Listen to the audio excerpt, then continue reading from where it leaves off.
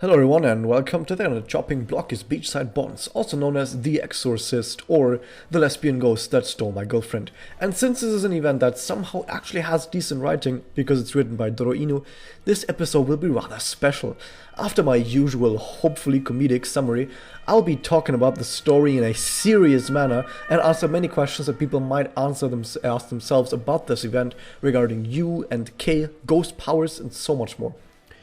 We start with the Willamari Holy Quintet on their way to their summer vacation at a beachside inn owned by Sayaka's relatives. And since we've never heard about anything regarding Sayaka's relatives, you are legally not allowed to disagree with this plot point. This is canon now, so sit down and suck it up. The twins from The Shining tell them they are about to die horribly, but the group rightfully ignores them because they have no face and are therefore not important.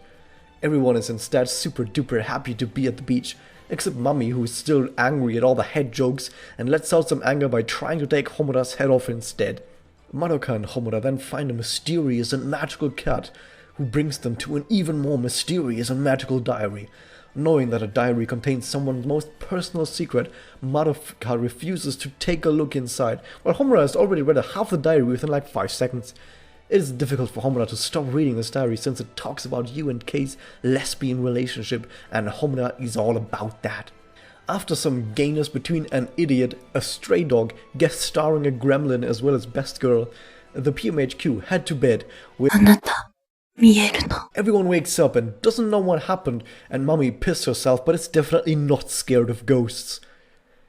Having not gotten enough of that gay stuff, Homura reads more of Yu's diary and finds out the two have been star-crossed lovers from different societal levels, and if Romeo and Juliet has taught us anything, they gon' die. Homura also finds out that the two were into BDSM and like choking each other, something that we fortunately don't get a good reaction from Homura, because that could have gotten a lot more monk-ass than it already was. Oh yeah, and Yu and Kei decide on Suicide Pact to jump off the gayest cliff they can find together. At night, Homura's girlfriend protects her from Kei's ghost, while Madoka isn't so fortunate and gets taken over. Possessed by a ghost, Madoka sprints out to the gay cliff, where she uses her awesome ghost powers that she got from a witch to turn the background black. Wow! In this advanced darkness, Homura also finds the Chinese witch, as well as Best Girl, who turns out to be part-timing as a ghostbuster. Hi! Ren tries to bust the ghost but accidentally crosses a stream of Homura's and fails at capturing the ghost, but Homura gets protected by a girlfriend a second time and Homura is able to beat the Chinese witch. Because it was an evil witch and not because it was Chinese. I mean, Homura is not a racist after all. Kei's ghost then goes and disappears, but not before telling Homura to go murder her girlfriend, and Homura just goes, nah. And now that the summary is over, it's time for the special part of this story time today, and that is that I've already kind of written down all my thoughts and like the actual reasonable in-depth summary about this on the Reddit, and I'm just going to read my summary to you and link the summary in the description, and it's going to answer a lot of questions. I'm going to give some commentary on it as well. If you want to just read it there instead of listening to me read it out, then you can just end the video right there and there. Thank you guys for watching. Don't forget to hit that subscribe button. But now for the rest, I'm gonna give you guys the actual like reasonable summary of the events and answering a lot of questions that you guys might have. So here we go. The PMHQ arrive at a beachside inn that Sayaka's family owns, where they are about to go on a summer vacation. The little twins that live there tell them of someone called Kei entering rooms that night and searching for you. And I write you with like 2 U's, but when I like say it, it still just sounds like you, so maybe I'm just gonna call it Yusa. On their day of their vacation, Madoka and Homura stumble upon a small shrine where a cat apparently dropped a small notebook to, which turns out to be a diary. Homura reads the diary and finds out that it tells the day of a person fawning over a girl called Kei. Homura doesn't think much about this and puts the diary back. That night, as the PMHQ go to sleep, Homura has dreams about the person who wrote the diary and Kei. Yusa and Kei are best friends, but since Yusa is from a rich family and Kei is from a poor family, the two of them face mockery and ridicule from their classmates on a constant basis. They both feel dejected and distraught, and Kei reveals that she is not able to move to the same university that Yusa is moving to because she feels she is not good enough for Yusa. Homura then wakes up to find a shadowy humanoid figure enter the room, but Homura is unable to act as she is experiencing sleep paralysis. We later find out that this being is the ghost of Kei. Kei is inspecting the faces of the PMHQ since she is looking for Yusa, so that she can kill her and again be killed by her because they are into BDSM stuff. Unfortunately for Homura, Kei realizes that Homura can see her, after which Kei disappears and the group wake up again. The next day, Homura goes back to read more of the diary. It is hinted that Yusa and Kei were in a relationship that included them harming each other. Yusa liked to strangle Kei, who, as Yusa found out, enjoyed it and reciprocated with harming Yusa back, which both enjoyed, but formed marks on their necks. Eventually, Kei decided to form a suicide pact with Yusa, who seemed to be split on this. On one hand, she does not want herself or Kei to die, and fears that her starting her habit of harming each other led Kei to this extreme, thinking that she influenced Kei to become this twisted person. But on the other hand, she herself is also a twisted person, so she felt somewhat okay with this. That night, Homura once again dreams about Yusa and Kei as they are about to go through with their suicide pact, where it is shown that Yusa was doubtful until the very end. It is implied that Homura is being affected by the magic of something, which targeted her because she picked up and read the diary. As Homura wakes up again, she finds that Madoka has also woken up and is speaking like a different person. Madoka jumps up and runs out the buildings into the woods where the cliff is located that Yusa and Kei jumped off of. At the cliff, both of them were sucked up into what appeared to be an area under the influence of a nearby witch. There, Homura finds both Ren, as well as another shadowy being that is speaking Chinese, and with the Chinese translated, it turns out that this shadowy figure is looking for her father. The Chinese girl was a magical girl that was out on a boat with her father when she fell into the sea and would have drowned, but since magical girls cannot actually theoretically drown, instead the shock and trauma of this girl believing that she is drowning and is about to die caused her to instantly witch out, after which a witch was swept away by the sea. Ren has realized that Madoka is possessed by something that is neither a witch nor a Uwasa. I know it's brought up multiple times that this was probably the work of an enemy star Uwasa, but since Uwasa are created by Nemu, and Nemu had no business creating an Uwasa like this at the beach, I believe this explanation of it being an Uwasa is a red herring. Rather, this is the work of a ghost haunting, but Homura, nor anyone else, except best girl Ren, has any experience with ghosts, so they are unable to identify this as such. Ren is trying to use her magic to draw out Kei's ghost out of Madoka's body, since Ren's innate magic is to commune with and control the souls of the dead.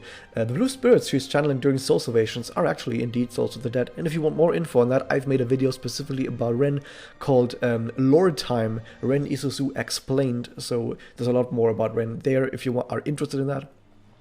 But is unable to do so since Kei is in cahoots with the witch there who is protecting her, who is also currently protecting the shadowy witch form of the Chinese girl that she once was. Kei believes that the PMHQ are evil people that would hurt Yusa since they smell of blood and curses, probably a side effect of their witch hunting. But that is exactly what Kei is trying to do in the first place, so Kei took over the body of Madoka to go after Yusa and kill her, which Homura is not happy with.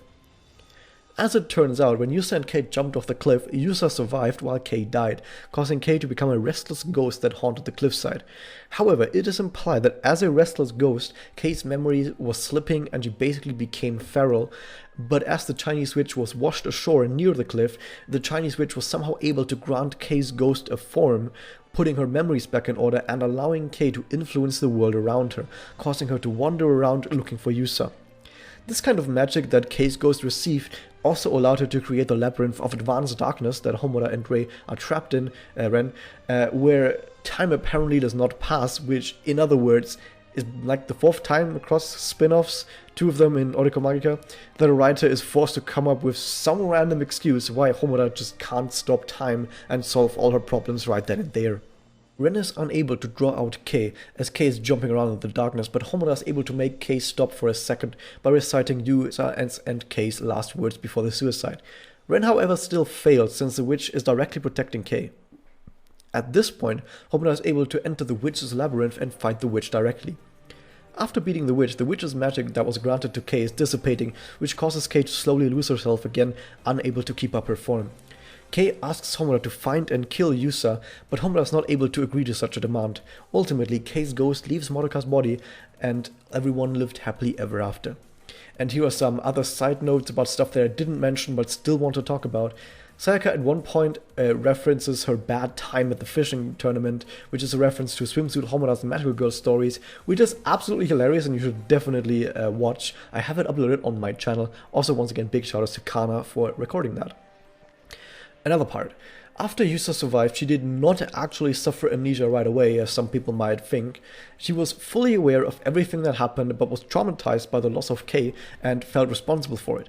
However, she also felt that other people are to blame just as much, and so it is implied with the knowledge that we have of Nagisa's event, which on the Japanese server actually came out after this event, while on the North American server it came out before this event, where Yusa appears as an amnesiac vigilante.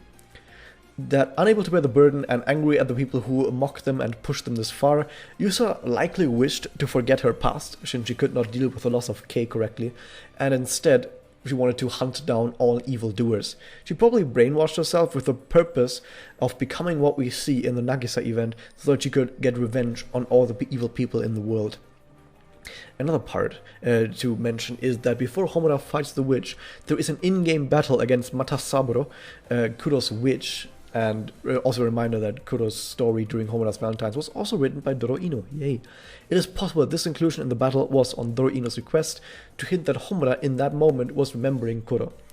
There are also witch runes that appear that read Homura Homura Okite, Homura Okite, and Okite of course means wake up. It is therefore further implied that the memory of Kuro was able to allow Homura to free herself of the influence of the advanced darkness labyrinth to find the witch. And also, at an earlier point, Kei mentions something was blocking her from entering Homura's body, and it is possible and highly implied that this was also the work of Kuro, who might, as a ghost, be looking over Homura and protecting her. It is not impossible for the future, by the way, that in some future event, Ren could contact Kei's ghost to help with Yusa's current status, but that of course is purely speculation. And for the final bit, the blue ribbon that appears as the centerpiece of the logo of the Beachside Bonds banner is likely one of the ribbons that tied Yusa and Kei together as they committed suicide. The Beachside Bonds are indeed both the physical and emotional bonds holding Yusa and Kei together. Please give me Yusa playable someday. I hope you guys enjoyed this. If you have any more questions, leave them in a comment below and I will answer them. Hope you guys enjoyed this. Hit that subscribe button and I'll see you guys next time.